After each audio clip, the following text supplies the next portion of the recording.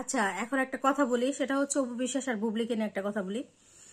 আজকে এত বছর যাবত আমি কোনোদিন অপু বিশ্বাস বা বুবলিকে নিয়ে আমি কোনোদিন কথা বলি নাই, ঠিক আছে।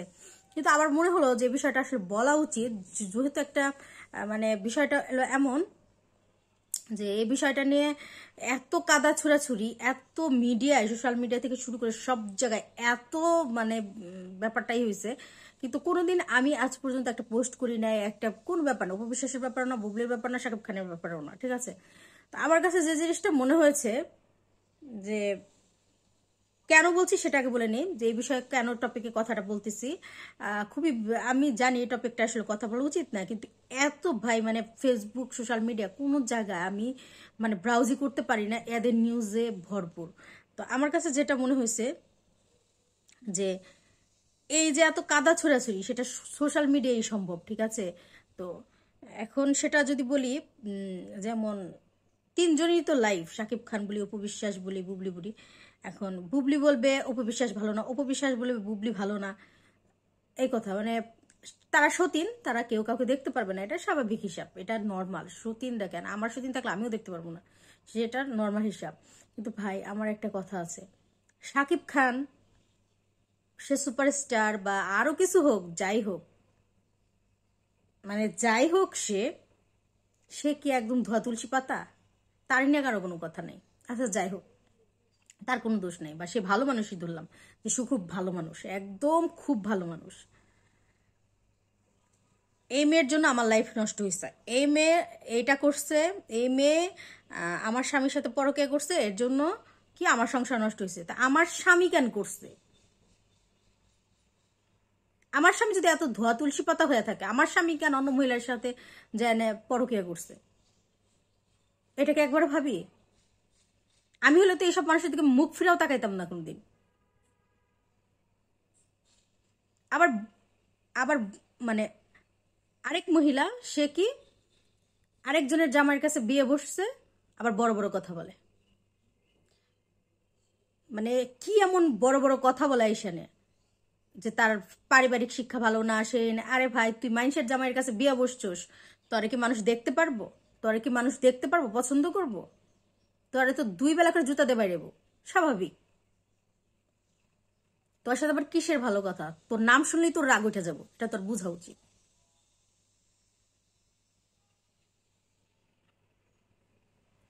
এইসব ব্যাপারগুলা এত সোশ্যাল মিডিয়ায় মানে এত কাদা ছোড়াছুড়ি। আবার আরেকটা দেখলাম কি, হ্যাঁ আরেকটা, কাকে জানি দেখলাম, মনে তো পড়তেছে না, যাই হোক, হ্যাঁ ওই লোকের দেখলাম যে বিয়ে হয়েছে, সারাসারি হয়েছে।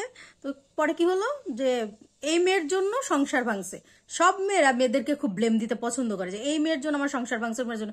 ঠিক আছে, ওই মেয়ের জন্য সংসার ভাঙছে, কিন্তু আমার স্বামী যে আমার সাথে বিট্রে করলো, বা আমার বয়ফ্রেন্ড যে আমার সাথে বিট্রে করলো, সেটার কোনো দোষ নাই? ছেলে মানুষের কোনো দোষ নাই? পুরুষ মানুষের কোনো দোষ নাই? এখন এগুলো বললেই মানুষ এসে বলবো যে নারীবাদী, নারীদের হয়ে কথা বলতেছে। কিন্তু আমরা নারীরাই তো আসলে ভালো না। যে আমাকে ঠকাইছে, আমার সাথে বেইমানি করছে, আমি কেন তার তার ব্যাপারে ভাববো দ্বিতীয়বার? যে আমাকে ছেড়ে চলে গেছে, আমার কথা একবারও ভাবে নাই, সেই লোককে তো এত ইম্পর্টেন্স দেওয়ার কিছু নাই। সে জাহান্নামে যাক গা না, সে মরলে আমার কিছু আসে যায় না।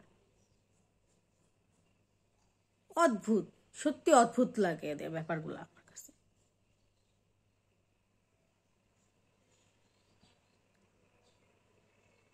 নিজের স্বামী পরকিয়া করলে অন্য মানুষের দোষ আগে দেওয়ার আগে নিজের স্বামীর দিকে 5বার আঙুল তোলা উচিত, যে সে কি টাইপের মানুষ।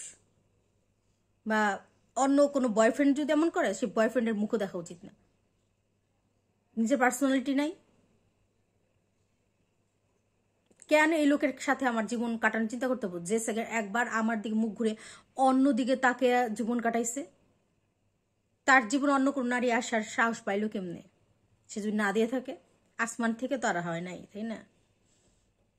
তো যাই হোক, আসলে কথা কি, এই যে সোশ্যাল মিডিয়া এই জিনিসগুলো এত বিশ্রীভাবে ছড়াইছে যে এখন ফেসবুকে ঢোকা যায় না। বিশেষ করে ফেসবুক প্ল্যাটফর্মটারে একদম এরা মানে নষ্ট করে দিছে। যে সুন্দর সুন্দর যে টপিকগুলো ছিল, যে সুন্দর সুন্দর কন্টেন্ট, যে সুন্দর গোছে কথা বলা, বাচন ভঙ্গি, যে সুন্দর সুন্দর গল্প ছিল, বা সোশ্যাল মিডিয়ার যে একটা সৌন্দর্য ছিল, সেটা একদম নষ্ট হয়ে গেছে এইসব মানুষদের জন্য।